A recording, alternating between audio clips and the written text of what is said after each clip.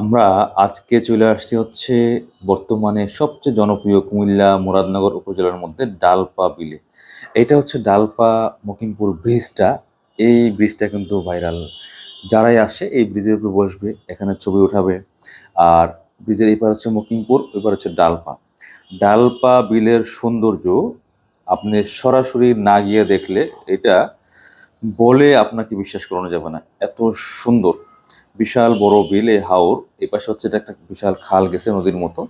এদিক দিয়ে আবার কুটি পর্যন্ত যাওয়া যায়, এটা নৌকা চলে, ট্রলার চলে এদিক দিয়ে। আর ওই পাশে যে বিলটা এত বড়, এখন বিকাল গড়িয়ে প্রায় সন্ধ্যা ছুঁই ছুঁই। ব্রিজটা অনেক পুরান ব্রিজ। এই যে ট্রলারগুলো আসছে, এখান থেকে নৌকা দিয়ে আপনি ঘুরতে পারবেন, ট্রলার দিয়ে ঘুরতে পারবেন, কুটি বাজারে যাওয়া যায় দিক দিয়ে। আর এদিকে কিন্তু দোকানপাট নিয়েও বসছে অনেকে। আহ, এই যে হচ্ছে একটা জিনিস দেখাই, সতর্ককরণ বার্তা।